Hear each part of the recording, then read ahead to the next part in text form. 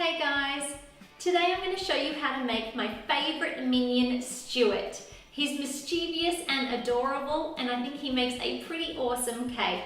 This is a fondant cake, but it's a nice 2D shape, it's easy to follow, and it's great for beginners and advanced cakers alike. We all love Minions around here. Sid is in Minion mode, hanging out to see the movie, so I couldn't pass up a chance to make a Minion cake for you guys. Now to make this cute little guy, I have baked a 9 by 13 inch sheet cake. I've used 1.5 batches or just a touch more of our vanilla cupcake recipe. I've also made some of our sweet buttercream. Again, the recipe link is below for you. And I've got some fondant in my colours. I'm going to be mapping all of those out in the description box below so that you can follow along and you know exactly what colours I used to make these Minion shades. I have also got myself a rectangular board to place our finished cake onto. I have a large cake plate that I'm going to be using to help me cut out the shape of our Minion. And to make the Minion shape a little bit easier to create, I also have a 9-inch round cake plate that I'm going to use to help me to sculpt the base and the top of our Minion. Lastly, I have the usual tools of a turntable, a bread knife, spatula, scraper, scissors, and a pen or pencil to mark out our outline.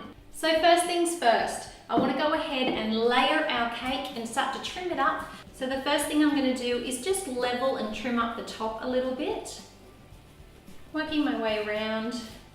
Now this cake is about 45 almost millimeters, so I'm going to come ahead at about a 22 mark and just create a bit of a cut in the corners and then right in the center. And then we're going to pick a section and just start to join the dots together. And then working on one of the shorter edges, I'm just going to start slicing through.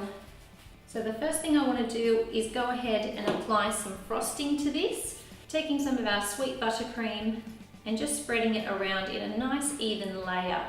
Don't worry about the corners though, because you know that you're going to be trimming those off. You just want to get the rest of it nice and flat and with a good amount of frosting to eat. Okay, and then taking our top section and just flipping it back over.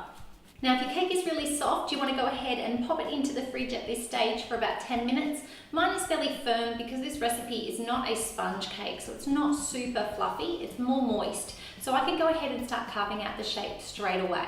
So what I'm going to do is I'm taking a 9-inch round cake plate and I'm going to use this to help me gain some little bit of curve in the bottom and the top of our Minion. And just take my bread knife and trim it away.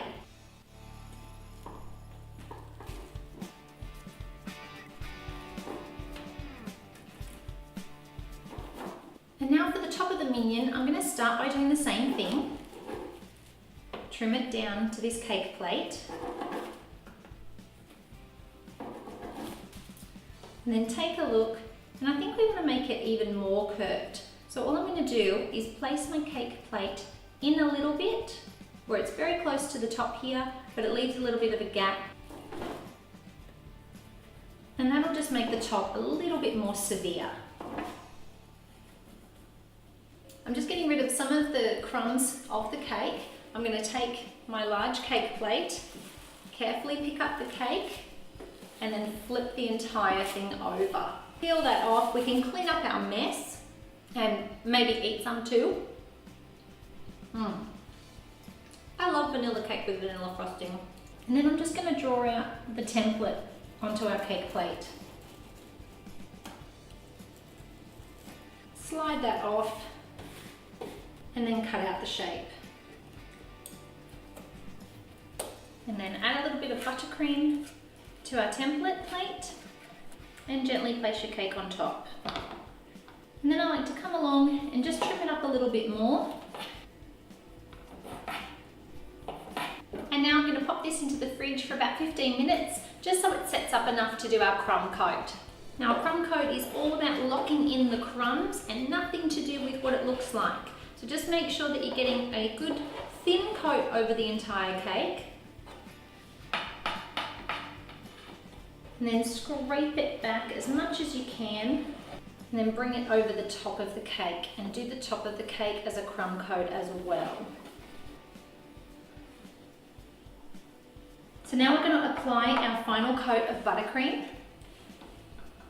You don't want to put too much on at this stage because the more that you put on, the spongier that your fondant's going to be. So we want it to be a fairly light coat still, but we want to make sure that we don't see any cake. Taking a scraper, I'm just going to scrape it back till it's nice and flush with the cake board, and then move on to the top of the cake. Okay, just go around and smooth it out a little bit. Go around the sides once more.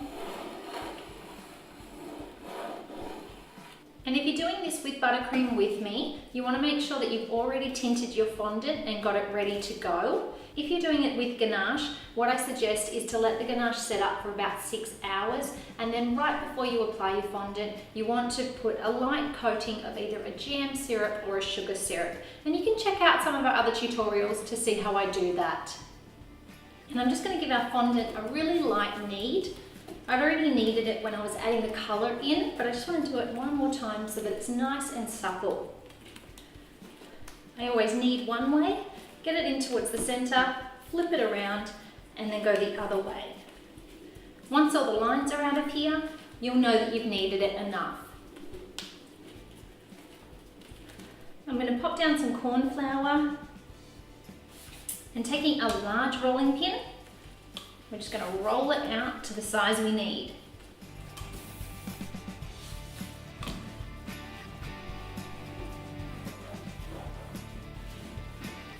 Okay, and then we basically want to roll it out until it's about 4 or 5 millimeters, about 1/8 of an inch. Blunt the edge, just to make it nice and easy to roll over our rolling pin.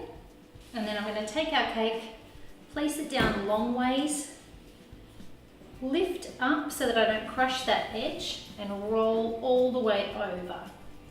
I give a little roll on top just to make sure that there's no air trapped. Go all the way around, securing the edge, and then slowly make your way down. Now this is a really short cake, so it's super easy to cover. If you're new to fondant, this is a great starting cake.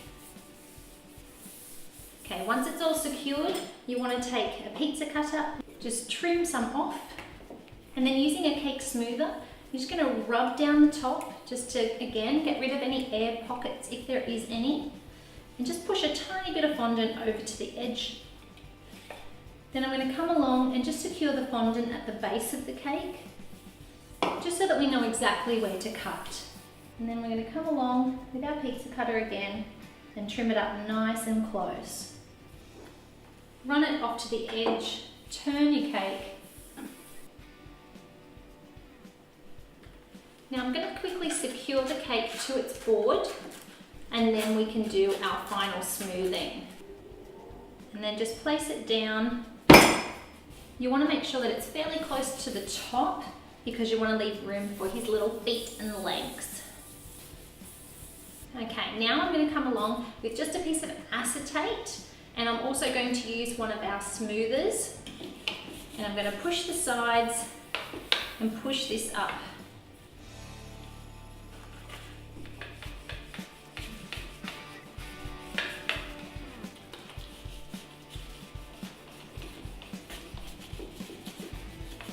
Okay, so now that we've got him done, I'm just going to give it a light buff on top just to make sure it's still nice and flat. And the first thing that I want to do for decorations before it dries is I want to make a little crease where the mouth is. Now for these, the mouth is basically just above the halfway point. I'm going to go ahead and make a mouth right there. The first decoration I want to get started on are the overalls. Now that we know where the mouth is, it's a lot easier to gauge where to stop our overalls, but we want to start with a big section of fondant and then we can trim it up to size. So again, popping down some corn flour. Now you can go a touch thinner with this fondant than we did for the yellow because it's just a decorative piece. So now I'm going to pick up my piece and drape it over and just make sure it goes all the way over the sides. You want it to come up fairly high and just curve around. lifting up to see where the mouth is, and I can see that I can just trim off this section here, and that will help to reveal the mouth. Being really careful to only cut the blue. Once you're happy with where it is, you can trim off a lot of the excess. Now I'm just going to gently pick up my fondant, apply a bit of water just to adhere the two pieces together. Okay, coming back again and trimming up with the pizza cutter and then smoothing it down. Okay, so now I'm going to mark out just a straight line with my X-Acto, or a little bit straighter. Now we want to make sure it goes a little bit wider than his mouth, so I'm just going to come in by about 2 inches and start by going down by about 2 inches. Okay, now we're going to come all the way across straight and down, down and through.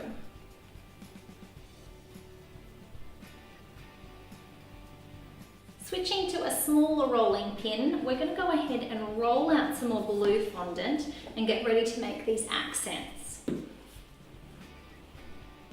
The first thing I'm making are the straps for the overalls. So I'm using a multi-ribbon cutter, but you can also use a pizza cutter if you don't have one. And we just want to make them just under 1 inch wide. Trim them up. And now we want to measure it up for size, placing it just over our little front pinafore section and then draping down. Press it in. You can also give a little press with a fondant smoother, cut it up to size and attach it with a little bit of glue or water, sugar glue or water.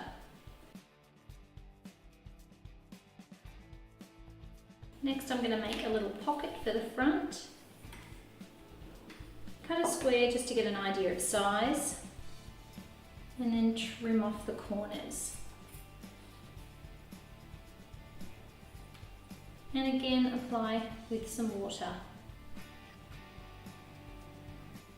The last blue detail is to add some little stumpy legs. So I'm just going to roll them in my hands.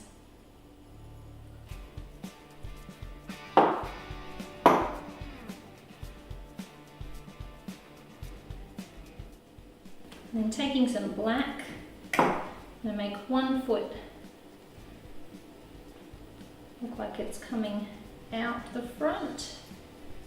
Just pulling it a little bit. And one look like it's going out sideways. I'm going to roll out some little buttons using black fondant and a very small cookie cutter. And place those on Minion and attach with water. Okay, now we're going to work on his arms. So I want one to come down there, and I want his arm section to be just a little bit longer than the overalls. Press to attach that. And the other arm I'm going to roll a little bit longer because I want his hand to come up towards his overalls. Attach in a couple of places. Now for his hand, I'm just going to roll a ball, curve it a little bit, and then I'm going to cut 2 little markings into it and press it up. And then for the other hand, I'm just going to make a bit of a circular disc or an oblong kind of disc that's a bit flat. Make the marks, and you can slice all the way through.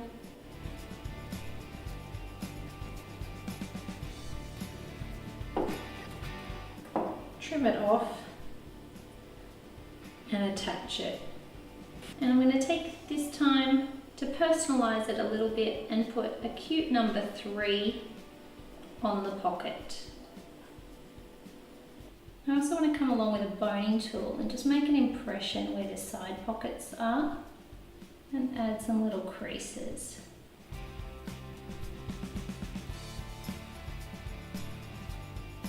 And then placing some little stitching holes around the details. You can use a bamboo skewer, a toothpick, whatever you have handy. 4 in the buttons.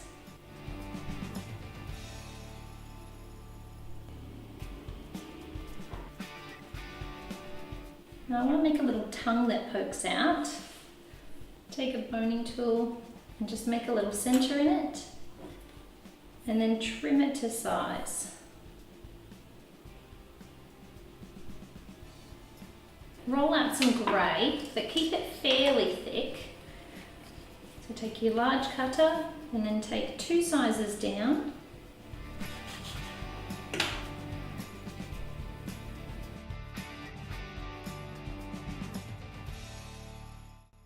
And take some white. This time you can roll it out a little bit thinner because we want the eye to be inside the goggles, not as high. We're going to cut the same size, and then we're going to come along with our pizza cutter and just trim off the top and the bottom.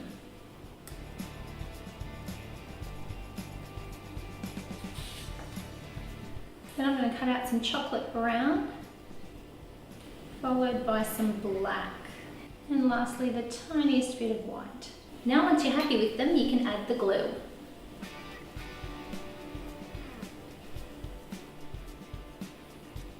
Remove our grey.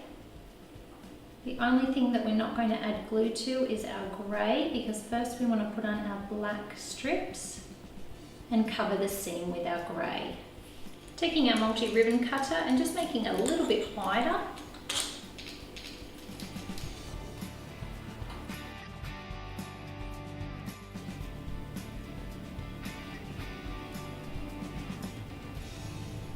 Now we pick up our silver and attach that on.